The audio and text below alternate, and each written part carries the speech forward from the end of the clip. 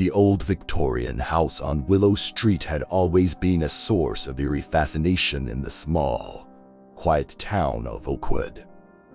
Its ornate facade stood in stark contrast to the well-kept houses that lined the street, and its towering, ivy-covered walls seemed to whisper secrets from another time.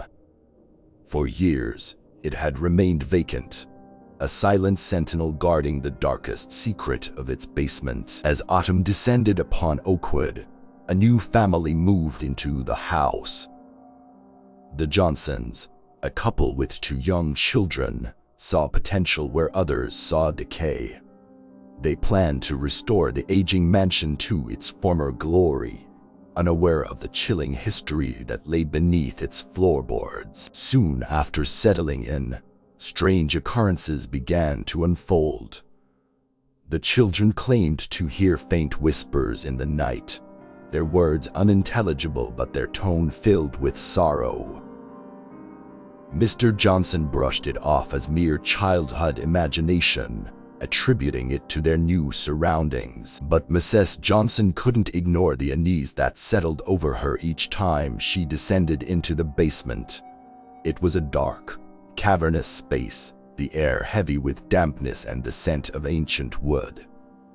It was also unsettling cold, even in the sweltering summer months. One evening, as Mrs. Johnson descended into the basement to retrieve some forgotten item, she noticed something peculiar. At the far end of the room, beneath a tattered, moth-eaten rug, was a trapdoor.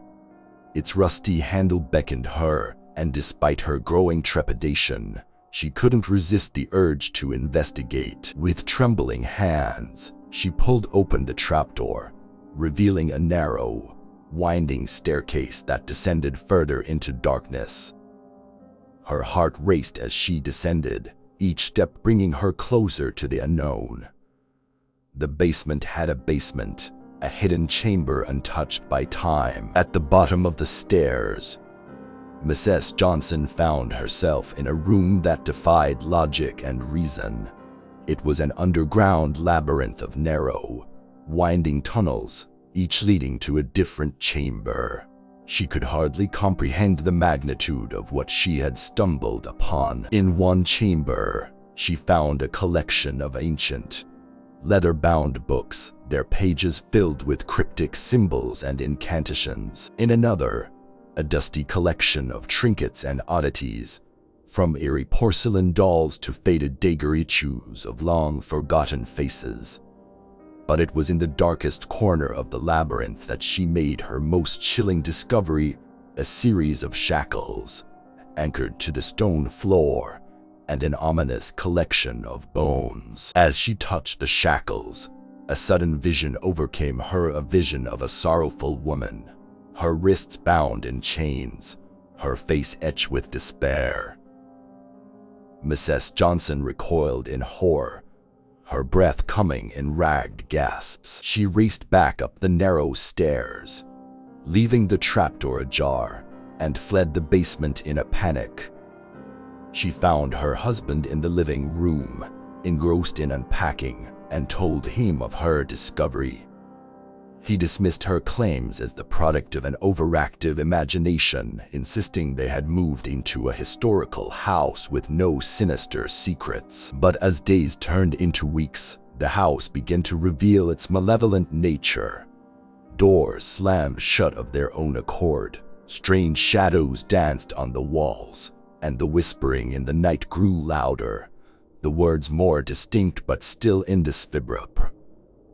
The children began to wake up with scratches and bruises, their terror-stricken faces confirming that something unnatural was transpiring. One night, Mrs. Johnson awoke to find herself in the basement once more, as if drawn by an unseen force.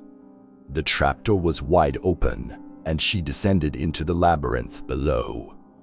The underground tunnel seemed to stretch on endlessly, leading her deeper into the house's terrible secret. In the heart of the labyrinth, she found herself in a chamber bathed in an eerie, crimson light. At its center stood a grotesque altar, adorned with symbols of the occult. On the altar lay a book, its pages filled with names, dates, and incantations. Mrs. Johnson recognized one of the names, a name that had haunted her dreams since her discovery in the basement. The name of the woman bound in chains. As she touched the book, she was overcome with a vision of the house's grim history.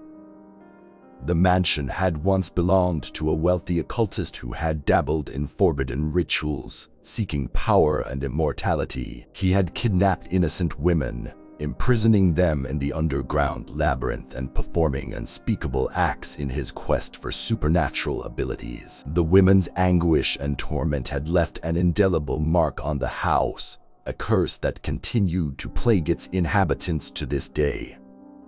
Their souls, bound to the mansion, sought release from their eternal suffering. Mrs. Johnson awoke in a cold sweat, back in her own bed, her heart racing.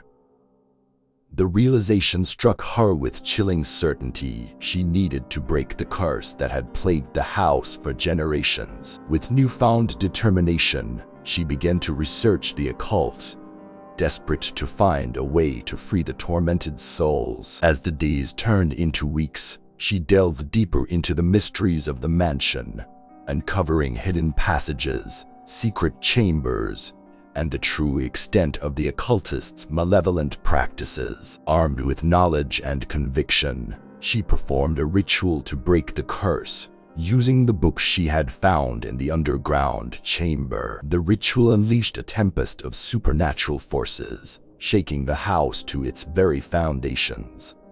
The walls seemed to weep, and the whispers in the night grew louder and more anguished. But Mrs. Johnson persisted, her determination unwavering. At last, the crimson light that had bathed the underground chamber faded, and an overwhelming sense of peace descended upon the house. The malevolent presence that had haunted its halls for centuries was gone, replaced by a profound stillness. The Johnsons remained in the house, their lives forever changed by their encounter with the supernatural. They knew that the mansion's dark history would never truly fade, but they had broken the curse that had bound it for generations. As for the basement, its secrets remained buried, hidden beneath layers of stone and time.